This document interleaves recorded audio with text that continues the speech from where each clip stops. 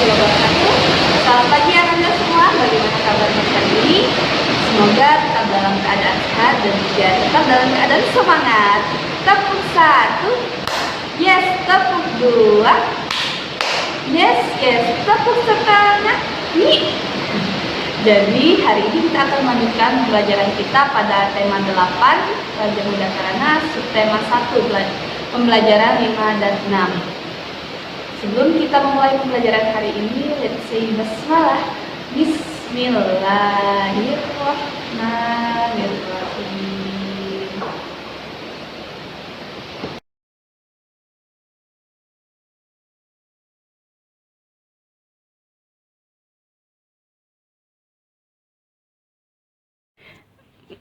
Baiklah, kita mulai saja pelajaran pertama kita hari ini, masih tentang sudut. Pada pembelajaran sebelumnya kita belajar tentang apa itu sudut, bagaimana sudut terbentuk. Nah, kali ini kita akan belajar tentang jenis-jenis sudut. Berdasarkan besarnya, sudut dibedakan menjadi 4 macam. Yang pertama, coba perhatikan gambar sudut ini. Kira-kira apa ya namanya? Iya, yang pertama adalah sudut siku-siku. Sudut siku-siku terbentuk dari 2 garis yang saling tegak lurus. Jadi, garisnya tegak lurus baik yang mendatar maupun yang berdiri. Kemudian biasanya pada sisi sudutnya ditandai dengan seperti tanda kotak untuk besaran sudutnya. Dan sudut siku-siku ini besarnya tepat 90 derajat. Yang kedua, ada sudut apa? Ayo. Ya, dilihat dari gambarnya seperti tajam-tajam ujung sudutnya ya. Lancip-lancip seperti itu. Jadi, nama sudut yang kedua ini adalah sudut lancip. Sudut lancip yaitu sudut yang lebih kecil dari sudut siku-siku. Bentuknya runcing seperti pensil atau seperti huruf A ya, huruf A kapital. Sudut lancip ini besarnya kurang dari 90 derajat. Jadi yang berbentuk lancip seperti ini atau runcing disebut dengan sudut lancip. Kemudian yang ketiga ada sudut apa ya? Dilihat dari gambarnya, sudut yang ketiga ini garisnya saling membuka atau melebar. Yang ketiga adalah sudut apa? Ya, benar sekali, ada sudut tumpul. Sudut tumpul adalah sudut yang lebih besar daripada sudut siku-siku. Jadi, besar sudut satuannya itu lebih dari 90 derajat, tetapi kurang dari 180 derajat. Jadi kalau ada bentuk sudut yang lebar seperti ini disebut dengan sudut tumpul. Kemudian yang keempat ada sudut apa? Dilihat dari gambarnya seperti hanya satu garis ya. Kalau kita ingat pelajaran kita, sudut itu terbentuk dari 2 garis yang lurus. Tetapi ini hanya ada satu garis. Jadi kira-kira ini disebut sudut apa? Ya, sudut yang terakhir ini disebut dengan sudut lurus. Sudut lurus adalah sudut yang terbentuk dari gabungan 2 sudut siku-siku dan kaki sudutnya membentuk garis lurus. Jadi sudut ini hanya terlihat seperti ada satu garis yang lurus, baik secara mendatar ataupun tegak. Jika terlihat seperti ada garis yang lurus satu saja, itu disebut dengan sudut lurus. Dan besar satuan derajatnya sama dengan tepat 180 derajat. Nah, itu tadi sudah kita pelajari tentang macam-macam sudut. Coba kita ulangi lagi nama-nama sudutnya. Untuk gambar yang pertama ini sudut apa? Ya, benar sekali, sudut siku-siku. Yang kedua, ya, ada sudut lancip. Yang ketiga, sudut tumpul. Dan yang terakhir, ya benar sekali, ada sudut lurus. Nah, kira-kira sudah paham ya jenis-jenis sudut? Kalau Ananda masih belum paham, silahkan langsung tanyakan kepada ibu ya. Sekarang buka bukunya pada halaman 23. Coba perhatikan benda-benda berikut ini. Benda-benda berikut ini memiliki sudut. Yang pertama, ada tanda rambu-rambu stop. Yang ditunjukkan adalah di sini. Nah, bagian ini merupakan sudut apa? Karena sudutnya terlihat besar seperti ini namanya sudut, ya, sudut tumpul.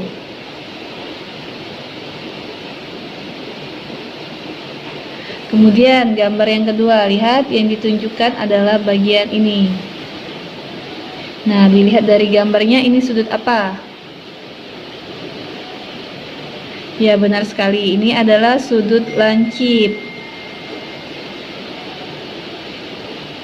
Kemudian gambar layang-layang ini, lihat yang ditunjukkan adalah hanya bagian sini ya, bagian ini. Nah, sudut apa itu? Ya, ini juga sudut lancip ya.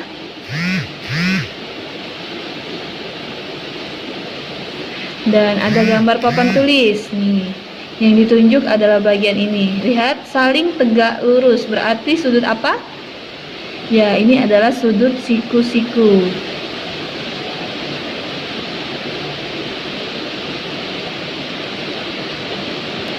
Kemudian buka halaman 25. Nomor 1 kita akan pasangkan gambar dan jenis sudut yang sesuai. Pasangkan dengan gambar dan namanya ya. Yang ini kira-kira sudut apa? Lihat ujungnya lancip. Berarti ini adalah sudut lancip. Mana sudut lancip tulisannya? Yang ini. Jadi kita pasangkan sudut lancip. Kemudian gambar yang kedua, ada gambar sudut apa ini?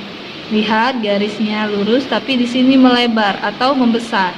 Maka itu adalah sudut, ya, sudut tumpul. Yang ini yang ketiga, gambarnya saling tegak lurus. Tegak lurus berarti ciri-cirinya adalah sudut apa? Ya, sudut siku-siku. Dan yang terakhir ada gambar lurus seperti ini, seperti satu garis, berarti adalah sudut lurus. Nah, Ananda pasti sudah lebih paham lagi ya mengenai jenis-jenis sudut. Coba Ananda nomor 2 kerjakan sendiri, berikan nama sudut-sudut pada gambar ini ya. Silahkan latihan di rumah. Sekarang perhatikan, buka bukunya halaman 26. Di sini ada lambang pramuka, yaitu lambang tanda pelantikan pramuka.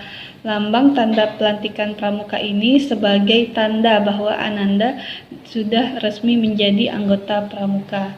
Dan setiap lambang ini berbeda warna untuk setiap tingkatan. Misalnya tingkatan untuk anak SD biasanya disebut dengan pramuka siaga, warna lambangnya adalah warna hijau.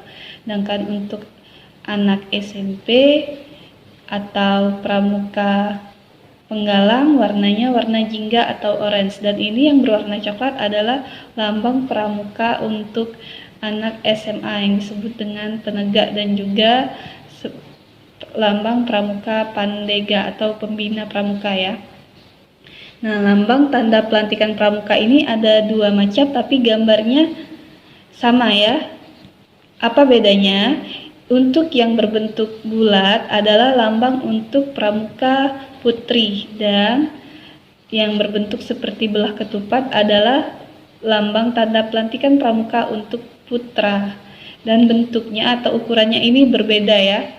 Biasanya yang bulat ini lebih kecil dan dijahit atau ditempel di kerah sebagian kiri, sedangkan untuk putra ditempel di dada bagian kiri dan lebih besar.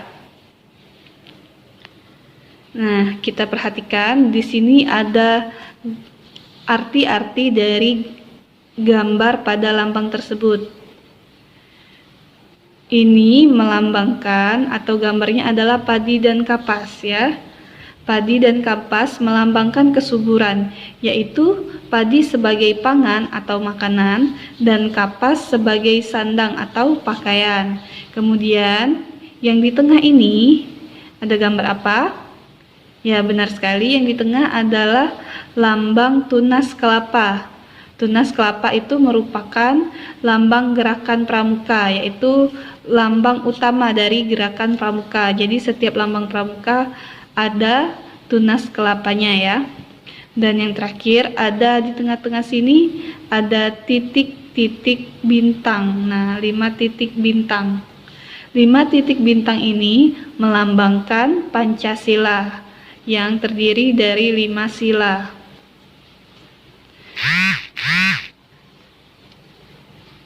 Arti pada lambang-lambang ini juga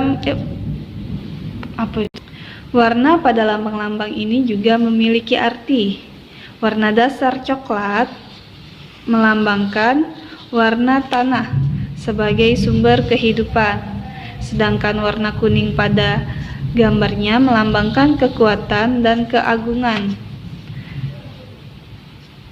Ya, jadi warna coklat ini melambangkan tanah sebagai sumber kehidupan dan warna kuningnya melambangkan kekuatan dan keagungan, sama seperti warna emas pada burung Garuda yang melambangkan kekuatan dan keagungan bangsa dan negara Indonesia. Selain itu ada lagi lambang-lambang yang lain. Yang kedua yaitu adalah lambang tanda pandu dunia. Nah, di sini ada 2 jenis lambang dan tanda tutup kepala. Sama seperti sebelumnya, yang berbentuk bulat ini adalah lambang untuk pramuka putri dan yang berbentuk segi 4 adalah lambang untuk pramuka putra. Tanda pandu dunia ini berada di baju ya, sedangkan tanda tutup kepala berada di topi. Untuk putri, tanda pandu dunia ini berada di leher sebelah kanan atau di kerah kemeja sebelah kanan, berdampingan dengan lambang tanda pelantikan pramuka ini. Sedangkan untuk putra, tanda pandu dunia ini berada di dada sebelah kanan, tepatnya di atas nama Ananda ya. Dan tanda tutup kepala ini seperti halnya berada di topi. Dan topi ini beda letaknya. Kalau laki-laki berada di sebelah kanan, sisi kanan ya, kalau perempuan di depan. Kemudian ada tanda jabatan. Tanda jabatan ini adalah tanda jabatan dari kelompok barung. Yang bergaris 3 merupakan pemimpin barung utama, yang berbaris 2 merupakan pemimpin barung, dan yang berbaris 1 adalah wakil pemimpin barung. Apa perbedaannya pemimpin barung utama dengan pemimpin barung? Misalnya, kita telah mengetahui kalau barung itu merupakan kelompok. Jadi misalnya ada 3 kelompok atau 5 kelompok. Pemimpin dari seluruh 5 kelompok itu adalah pemimpin barung utama, ya. Hanya ada 1 pemimpin utama dari 5 kelompok, sedangkan pemimpin barung adalah pemimpin dari tiap-tiap kelompok. Nah, itu perbedaan pemimpin barung utama dan pemimpin barung. Kemudian di sini ada tanda satuan. Tanda satuan ini ada 3. Yang pertama seperti ini, berbentuk di sini, dan ini juga letaknya ada di sebelah kanan, lengan sebelah kanan atas. Nama kuarcap artinya peta wilayah lokasi. Misalnya kita di Palembang ini, maka akan ada tulisannya di sini Palembang, ya. Nama kuarcap ini lokasinya, lokasi pramuka tersebut. Yang kedua ada nomor-nomor disebut dengan nomor gugus depan. Ini sesuai dengan nomor gugus pramukanya. Dan yang terakhir ada lambang berbentuk seperti ini. Biasanya ada gambarnya ya, tergantung dengan lambangnya. Artinya itu adalah lambang badge lencana daerah atau lambang lencana daerah. Bentuknya berbeda-beda sesuai dengan provinsi. Biasanya Sumatera Selatan itu ada lambang seperti ini yang melambangkan Gunung Dempo. Kemudian ada gambar apa ini? Ya, jembatan Ampera dan lain sebagainya, ada air-airnya ya.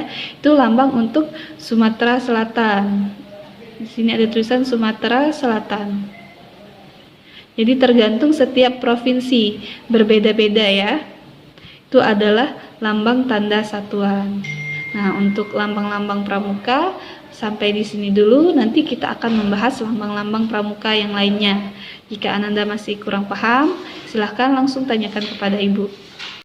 Sudahkah kalian memahami jenis-jenis sudut? Sekarang, coba perhatikan lambang Garuda Pancasila di samping. Ada bagian gambar yang membentuk sudut. Salah satunya adalah sudut pada pita yang dicengkram kaki burung Garuda. Kira-kira itu sudut apa ya? Iya, benar sekali. Itu adalah sudut lancip. Kemudian perhatikan pada kata-kata pita tersebut. Ada tulisan semboyan bangsa Indonesia, yaitu Bhinneka Tunggal Ika. Masih ingat kalian tentang semboyan bangsa kita? Iya, benar sekali. Bhinneka Tunggal Ika artinya berbeda-beda tetapi tetap satu jua. Kalimat Bhinneka Tunggal Ika merupakan bahasa Sanskerta. Berasal dari kitab Sutasoma karangan Empu Tantular. Bhinneka Tunggal Ika sendiri terdiri dari beberapa kata, yaitu yang pertama ada kata Bhinneka yang berasal dari kata Bina dan Ika. Kemudian disusun menjadi Bhinneka yang artinya beraneka ragam. Kemudian ada kata Tunggal Ika. Tunggal Ika artinya kesatuan ragam. Dan disusun menjadi satu kalimat semboyan, yaitu Bhinneka Tunggal Ika. Apa artinya? Ya, benar sekali. Meskipun berbeda-beda namun tetap satu juga. Jadi meskipun kita beraneka ragam, bahasa, suku, daerah, makanan, dan juga sifat serta perbedaan lainnya, tapi kita tetap satu. Apa satunya? Yaitu satu bangsa Indonesia, negara Indonesia ya. Jadi itulah makna dari semboyan bangsa kita, Bhinneka Tunggal Ika. Pelajaran yang terakhir yaitu menerapkan semboyan Bhinneka Tunggal Ika. Dalam kehidupan sehari-hari, semboyan Bhinneka Tunggal Ika dapat diterapkan dengan 1. Bekerja sama tanpa membedakan. 2. Bekerja bakti membersihkan lingkungan. Dan masih ada banyak lagi ya contoh-contoh penerapan semboyan Bhinneka Tunggal Ika. Misalnya di sekolah kita dapat bekerja sama membersihkan kelas ataupun bergotong royong membersihkan lapangan sekolah. Bhinneka Tunggal Ika diterapkan dengan menunjukkan bahwa perbedaan dalam kehidupan sehari-hari bukan merupakan masalah. Dengan adanya perbedaan, kita dapat saling melengkapi sehingga membentuk kesatuan. Penerapan nilai-nilai yang terkandung dalam Bhinneka Tunggal Ika dapat terwujud masyarakat sejahtera, adil, dan damai. Penerapan Bhinneka Tunggal Ika merupakan pengamalan sila ketiga Pancasila. Karena Bhinneka Tunggal Ika ini sendiri artinya adalah berbeda-beda tapi tetap satu jua. Jadi meskipun berbeda-beda, kita harus menerapkan persatuan. Alhamdulillah telah selesai sudah pembelajaran kita pada hari ini. Karena ini pembelajaran terakhir pada subtema 1, seperti biasa akan ada latihan 4 soal. Kalian kerjakan tugasnya. Jangan lupa jika masih ada yang belum paham silahkan langsung tanyakan kepada Ibu. Kita akhiri pembelajaran hari ini. Let's say hamdalah. Alhamdulillahirabbil alamin. Wassalamualaikum warahmatullahi wabarakatuh. Seperti biasa jangan lupa like, subscribe, dan komen-komen.